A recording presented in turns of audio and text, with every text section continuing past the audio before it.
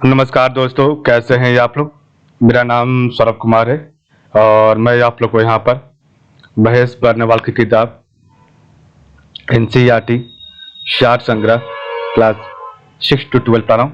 और इस किताब से हम लोग इतिहास को पढ़ेंगे, हिस्ट्री को पढ़ेंगे। ठीक है, तो अभी हम इस किताब में मेडिएवल हिस्ट्री ऑफ इंडिया, मध्यकालीन भारत का इतिहास पढ़ेंगे। ठीक है, तो चलिए स्टार्ट करते हैं। आज हम आपका चैप्टर नंबर 23 पढ़ेंगे, मध्यकालीन भारत में, और इसका पार्ट नंबर होगा। ठीक है, तो आपका मध्यकालीन भारत का जो आज का हमारा चैप्टर पढ़ेंगे वो आपका चैप्टर नंबर 23, जो कि आपका दिल्ली सल्तनत। ठीक है, तो दिल्ली सल्तनत प्रशासनिक एवं आर्थिक एवं सामाजिक जीवन के बारे में पढ़ेंगे। ठीक है, तो आज हमारा चैप्टर नंबर 23 दिल्ली सल्तनत प्रशासनिक आर्थिक एवं सामाजिक जीवन के बारे में पढ़ने जा रहे हैं। ठीक है, देखिए आपके सामने चैप्टर नंबर 23 आ गया, अध्याय 23 दिल्ली सल्तनत प्रशासनिक आर्थिक एवं सामाजिक जीवन। ठीक है, तो इसको लाइन बाय लाइन पढ़ेंगे। तो सबसे पहले यहाँ पर आपका सल्तनत काल में, तो आपका सल्तनत काल में केंद्रीय प्रशासन, सुल्तान सत्ता के शीर्ष पर। ठीक है, तो सुल्तान जो था आपके सत्ता के शीर्ष पर था। ठीक है, तो उसके बाद नीचे आपका सबसे पहला जो आपका आया उसका नाम था नायाब। ठीक है, तो नायाब बोलते हैं सुल्तान के बाद का जो अधिकारी होता है। ठीक है, या सुल्तान का उप प्रमुख बोलते हैं नायाब को। ठीक है, तो सबसे पहला आपका सुल्तान जो कि सत्ता के शीर्ष पर राजा शासक। ठीक है, और उसके बाद आपका नायाब। ठीक है, तो नायाब आपका जो है सुल्तान का उप प्रमुख, डिप्टी प्राइम मिनिस्टर, या फिर किसी स्टेट का है तो आपका ये सीएम होगा, तो ये आपका डिप्टी सीएम। ठीक है, तो इस प्रकार अभी आपका जैसे बिहार में आपका मुख्यमंत्री नीतीश कुमार है, सुल्तान, तो उप मुख्यमंत्री नायाब आपका हो जाएंगे तेजस्वी प्रसाद यादव। ठीक है, तो इस प्रकार आप ध्यान दे सकते हैं। ठीक है, नेक्स्ट आपका है वजीर। ठीक है, तो उसके बाद आपका वजीर होता है। ठीक है, ये आपका प्रधानमंत्री व वित्त मंत्री होता है। ठीक है, तो वजीर मतलब प्रधानमंत्री व वित्त मंत्री। ठीक है, फाइनेंस मिनिस्टर।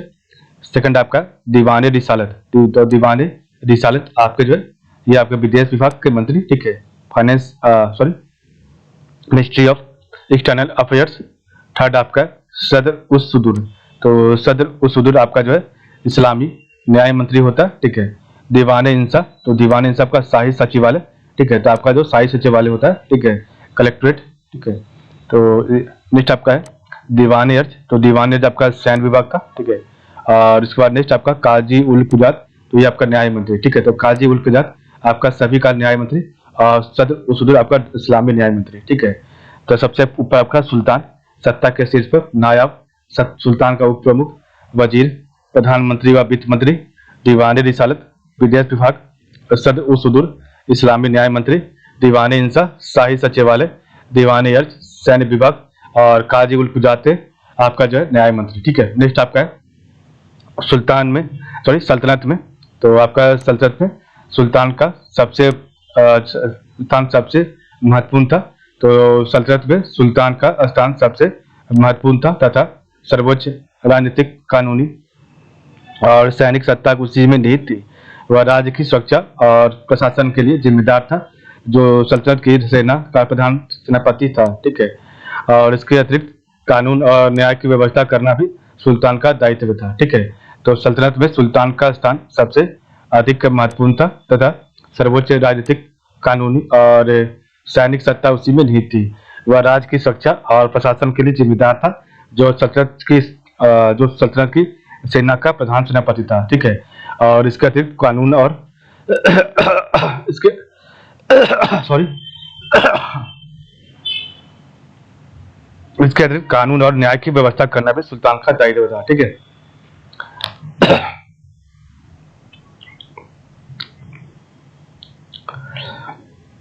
इस कार्य के लिए, तो इस कार्य के लिए वह न्यायाधीशों की नियुक्ति करता था, उससे किसी भी पदाधिकारी के अन्याय के विरुद्ध उससे सीधे अपील की जा सकती थी। न्याय करना किसी भी शासक का अत्यंत महत्वपूर्ण दायित्व माना जाता था। दिल्ली के अधिकांश तुर्की सुल्तानों, तो दिल्ली के अधिकांश तुर्की सुल्तानों ने स्वतंत्र होते हुए भी सिद्धांत था खलीफा, जो मुस्लिम राज्य एवं इस्लाम धर्म का प्रधान होता था, की सर्वोपरि सत्ता स्वीकार की, और दिल्ली के सुल्तान स्वयं को खलीफा का नायब सहयोगी ही मानते थे। ठीक है, तो दिल्ली के अधिकांश तुर्की सुल्तानों ने स्वतंत्र होते हुए भी सिद्धांततः खलीफा जो है आपका जो मुस्लिम राज एवं इस्लाम धर्म का प्रधान होता था कि सर्वोपरि सत्ता स्वीकार की। दिल्ली के सुल्तान स्वयं को खलीफा का नायब तो खलीफा का सहयोगी ही मानते थे। ठीक है। समस्त इस्लामी राज का संवैधानिक प्रधान खलीफा ही माना जाता था। तो समस्त इस्लामी राज्य का संवैधानिक प्रधान खलीफा ही माना जाता था। तुर्क सुल्तानों में तो आपके तुर्क सुल्तानों में इल्तुतमिश ही प्रथम सुल्तान था जिसने अपनी स्थिति सुदृढ़ करने के लिए अब्बासी खलीफा से 1229 ईस्वी में प्रार्थना कर नासिर अमीर उल मोमिन खलीफा का सहायक की उपाधि प्राप्त की थी। तो तुर्क सुल्तानों में इल्तुतमिश ही प्रथम सुल्तान था जिसने अपनी स्थिति सुदृढ़ करने के लिए अब्बासी खलीफा से 1229 ईस्वी में प्रार्थना कर नासिर अमीर उल मोमिन खलीफा का सहायक की उपाधि प्राप्त की थी। ठीक है। बलबन ने निरंकुश राजतंत्र की स्थापना की और वह स्वयं को जिल्ले इलाही अल्लाह की परछाई मानता था। ठीक है। बलबन ने निरंकुश राजतंत्र की स्थापना की और वह स्वयं को जिल्ले इलाही अल्लाह की परछाई मानता था। 1258 ईस्वी में हलाकू द्वारा अब्बासी खलीफा की तो 1258 ईस्वी में हलाकू द्वारा अब्बासी खलीफा की हत्या के बाद भी दिल्ली के सुल्तानों ने खलीफा की अधिसत्ता बनाए रखी। अलाउद्दीन खिलजी ने भी खिलाफत का सम्मान किया। उसने मोमिन उल खिलाफत खलीफा का दाहिनात और नासिर अमीर उल मोमिन खलीफा का सहायक भी की उपाधि धारण की। ठीक है। तो आपका जो 1258 ईस्वी में हलाकू द्वारा अब्बासी खलीफा की हत्या के बाद फिर दिल्ली के सुल्तानों ने खलीफा की अधिसत्ता बनाए रखी। ठीक है। अलाउद्दीन खिलजी ने भी खिलाफत का सम्मान किया और उसने मोमिन उल खिलाफत खलीफा का दाहिनात और नासिर अमीर मोमिन खलीफा का सहायक की उपाधि धारण की थी। मुस्लिम शासकों में उत्तराधिकार का कोई स्पष्ट नियम विकसित नहीं हुआ। तो मुस्लिम शासकों में उत्तराधिकार का कोई स्पष्ट नियम विकसित नहीं हुआ था। ठीक है।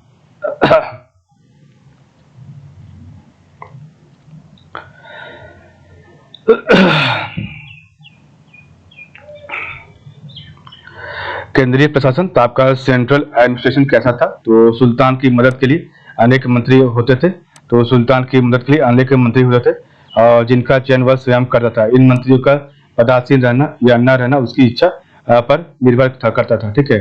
प्रशासन में सबसे महत्वपूर्ण व्यक्ति वजीर होता था और वजीर के अधीन एक महालेखा परीक्षक होता था। ठीक है। तो वजीर के अधीन एक महालेखा परीक्षक होता था जो आय व्यय की जांच पड़ताल का काम करता था एवं महालेखाकार आय की निगरानी करता था। ठीक है। तो प्रशासन में सबसे महत्वपूर्ण व्यक्ति वजीर होता था और वजीर के अधीन एक महालेखा परीक्षक होता था। ठीक है। जो आय व्यय की जांच पड़ताल करता था एवं महालेखाकार आय की निगरानी करता था। फिरोज शाह तुगलक ने इस्लाम में धर्मांतरित एक तेलंग ब्राह्मण खाने जहां को अपना वजीर बनाया था। ठीक है। तो फिरोज शाह तुगलक ने इस्लाम में धर्मांतरित एक तेलंग ब्राह्मण खाने जहां को अपना वजीर बनाया था। ठीक है। नेक्स्ट आपका वजीर के विभाग के बाद राज्य का सबसे महत्वपूर्ण विभाग दीवान अर्ज सैन्य विभाग तथा इस विभाग के प्रधान को आरिज मुबालिक कहा जाता था। ठीक है। तो वजीर के विभाग के बाद राज्य का सबसे महत्वपूर्ण विभाग आपका दीवान अर्ज या सैन्य विभाग था और इस विभाग के प्रधान को आरिज मुबालिक कहा जाता था। ठीक है। नेक्स्ट आपका सैनिकों की भर्ती करना। तो सैनिकों की भर्ती करना, उन्हें प्रशिक्षण देना और उनको वेतन देना आरिज के विभाग के मुख्य जिम्मेदार थे। ठीक है। तो सैनिकों की भर्ती करना, उन्हें प्रशिक्षण देना और उनको वेतन देना आरिज का विभाग के जो है जिम्मेदारी थी। ठीक है। नेक्स्ट आपका भारत में आरिज के लिए एक अलग विभाग की स्थापना सर्वप्रथम बलबन ने की थी। ठीक है। तो भारत में आरिज के लिए एक अलग विभाग की स्थापना सर्वप्रथम बलबन ने की थी। ठीक है। नेक्स्ट आपका सैन्य व्यवस्था। तो आपका सैन्य व्यवस्था क्या है पढ़ते हैं।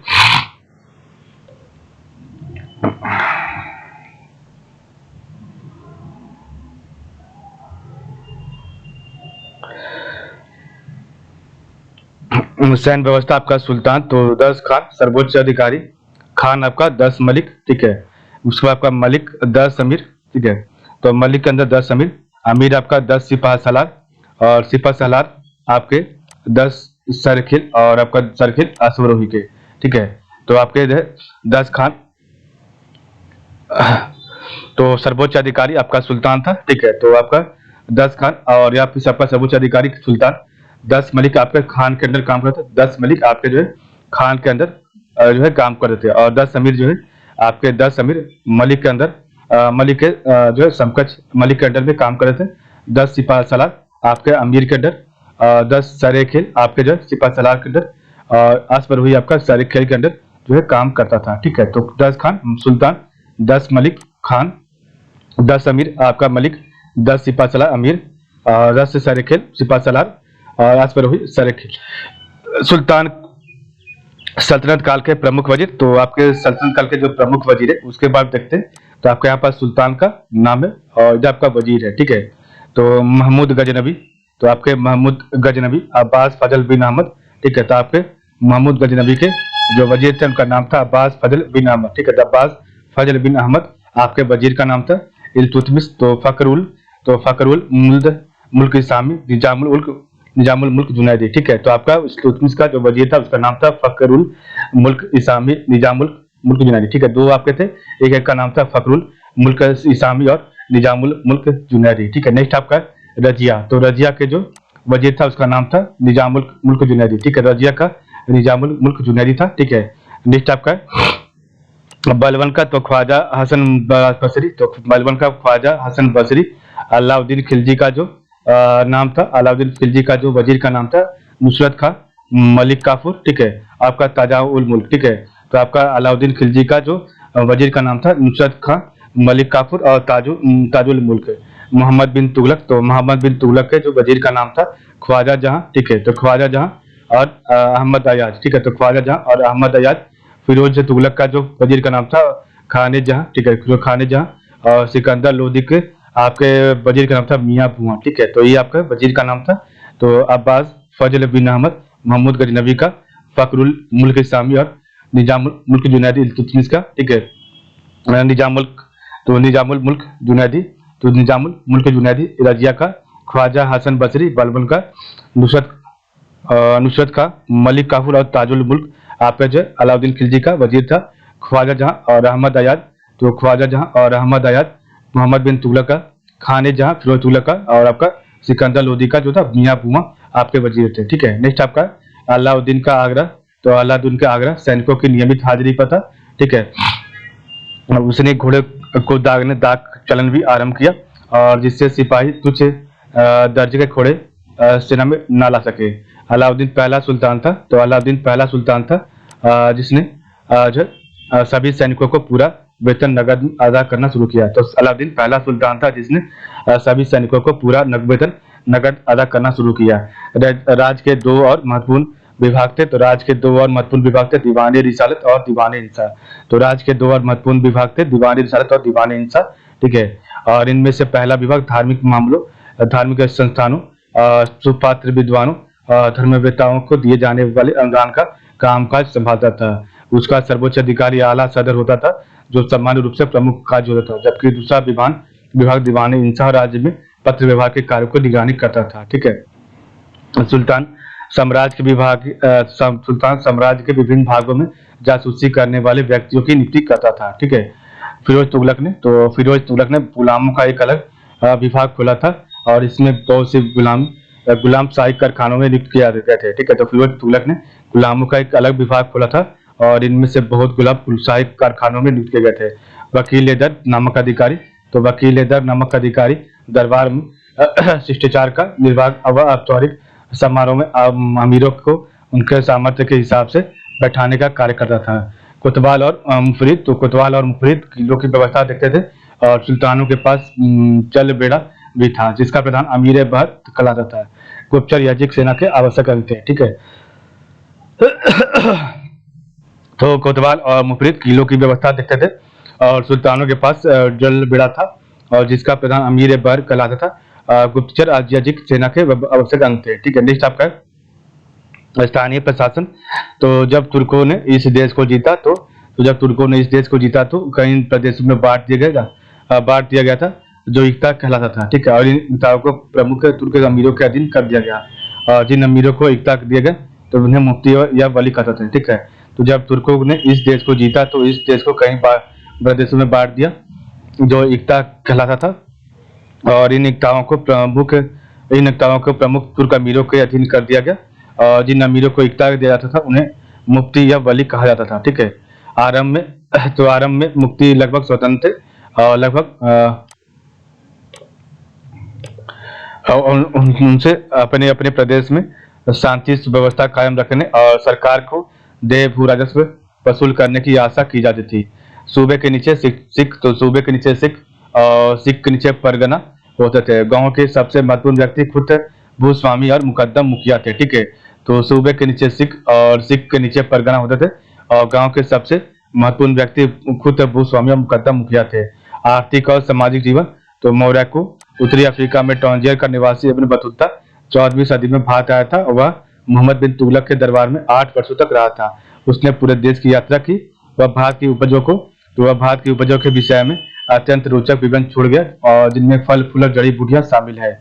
इब्न बतूता के अनुसार भारत की मिट्टी इतनी उपजाऊ है कि साल में 2-2 फसलें उगाई जाती है तथा चावल की 3-3 फसलें पैदा की जाती है।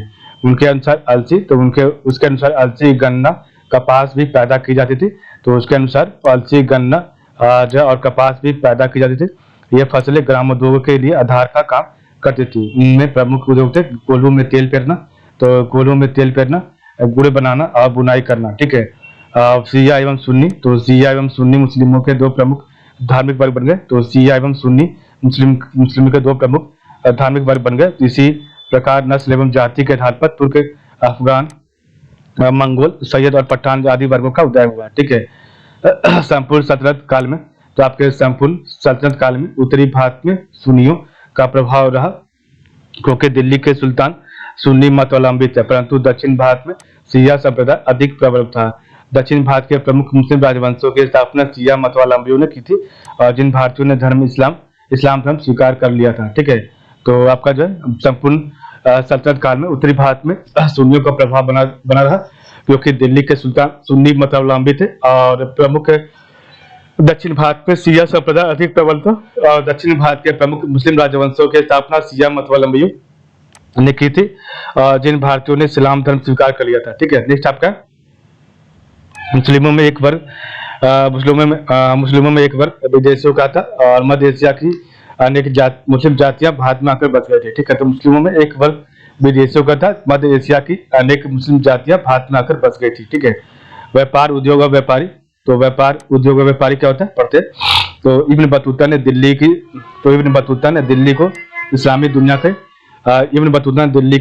इस्लामी दुनिया के पूर्वी हिस्से का सबसे बड़ा नगर कहा है, और उस काल के अन्य महत्वपूर्ण नगरों में उत्तर पश्चिम में लाहौर और मुल्तान, पूर्व में कड़ा और लखनौती तथा पश्चिम में अहिलवाड़, पाटन और कैम्बे कम्बात प्रमुख थे। ठीक है। तो इब्न बतूता ने दिल्ली को इस्लामी दुनिया के पूर्वी हिस्से का सबसे बड़ा नगर कहा है, और उस काल के अन्य महत्वपूर्ण नगरों में उत्तर पश्चिम में लाहौर और मुल्तान, पूर्व में कड़ा और लखनौती, ठीक है, तथा पश्चिम में अनिलवाड़, पाटन और कैम्बे खंबात प्रमुख थे। ठीक है। नेक्स्ट आपका बंगाल और गुजरात। तो बंगाल और गुजरात के शहर अपने अपने उत्तम कपड़ों और सोने व चांदी के कार्यों के लिए प्रसिद्ध थे। तो बंगाल और गुजरात के शहर अपने अपने उत्तम कपड़ों और सोने व चांदी के कार्यों के लिए प्रसिद्ध थे।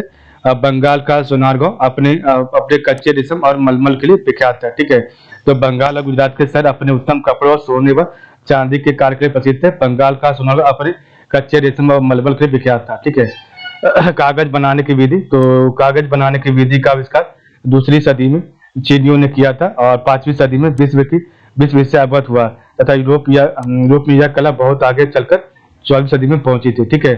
तो कागज बनाने की विधि का आविष्कार 2री सदी में चीनियों ने किया था, और 5वीं सदी में विश्व इससे अवगत हुआ, तथा यूरोप में यह कला बहुत आगे चलकर 14वीं सदी में पहुंचेगी। ठीक है।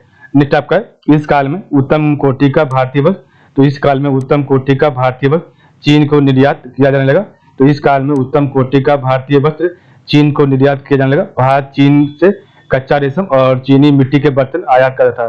तो भारत चीन से कच्चा रेशम और चीनी मिट्टी के बर्तन आयात करता था। ठीक है। नेक्स्ट आपका जल और थल दोनों मार्ग। तो जल और थल दोनों मार्गों से चलने वाला भारत का व्यापार एकमात्र अंतर्राष्ट्रीय उद्यम था। ठीक है। तो जल और थल दोनों मार्गों से चलने वाला भारत का व्यापार एक अंतर्राष्ट्रीय उद्यम था। ठीक है।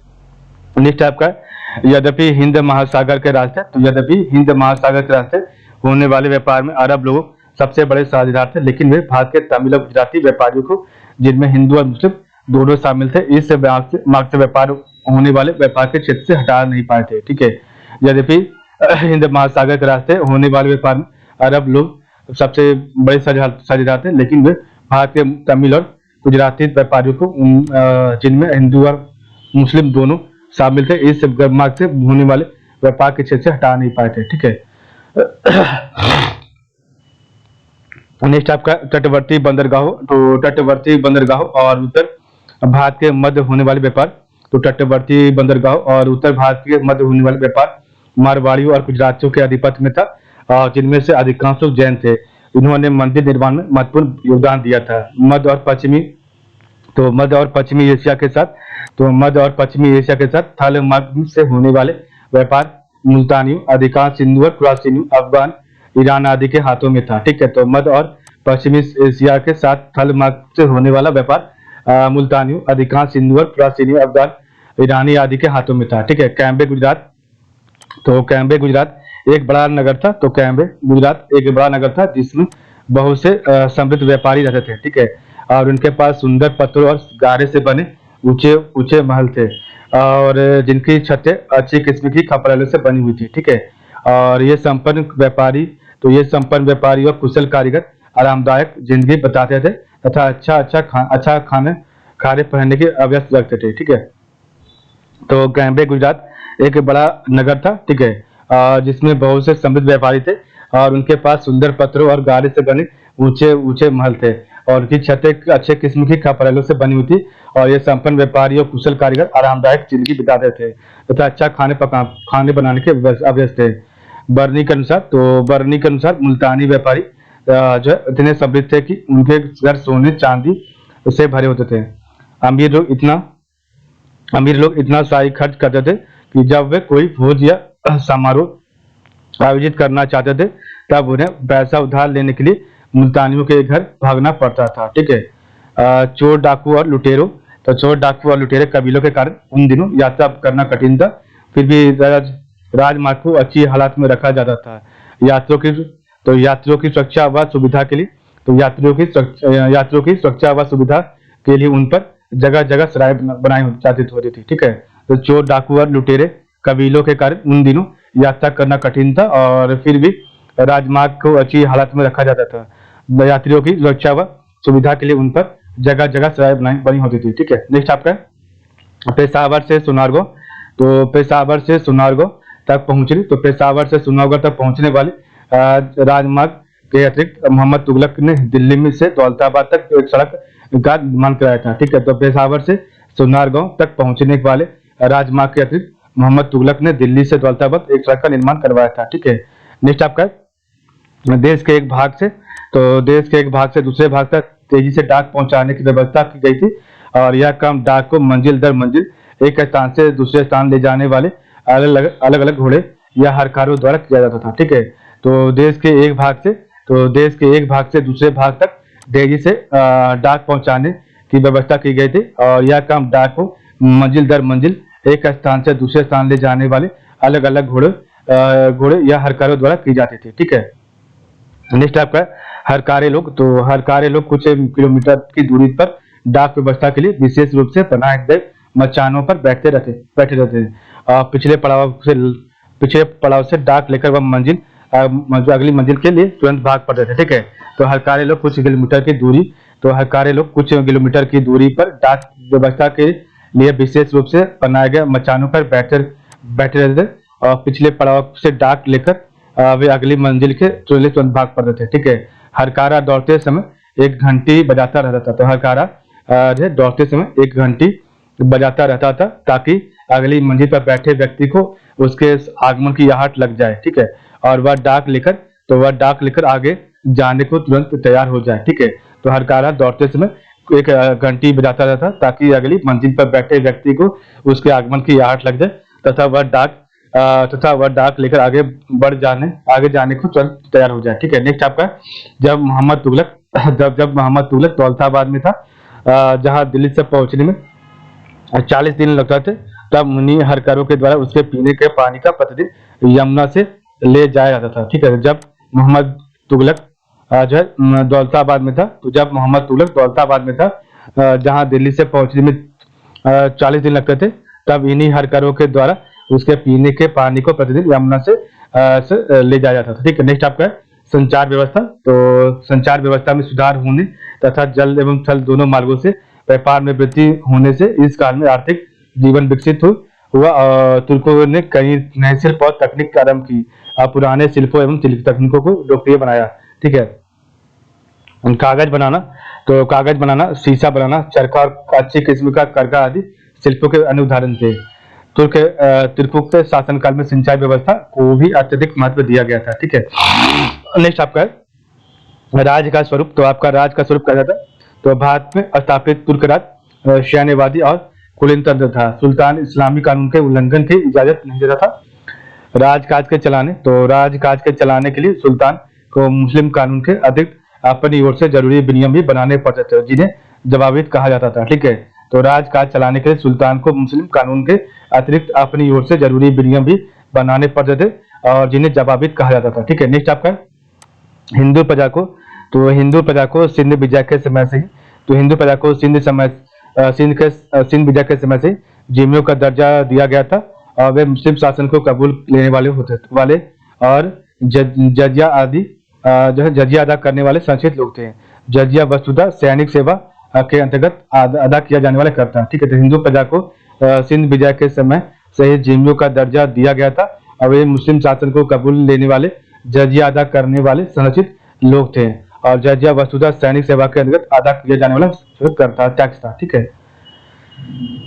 तो इस प्रकार हमने पढ़ा आपका आज का चैप्टर नंबर 20 जो है 3। कल हमारा चैप्टर नंबर 24 होगा, जो कि आपका चैप्टर नंबर 24 विजयनगर और बहमनी साम्राज्य के बारे में कल हम लोग पढ़ेंगे। ठीक है, तो आज आपका चैप्टर नंबर 23 यहाँ पर समाप्त होता है। कल हमारा चैप्टर नंबर 24 स्टार्ट होगा। ठीक है, तो आज के दोस्तों आप लोग को बहुत बहुत धन्यवाद।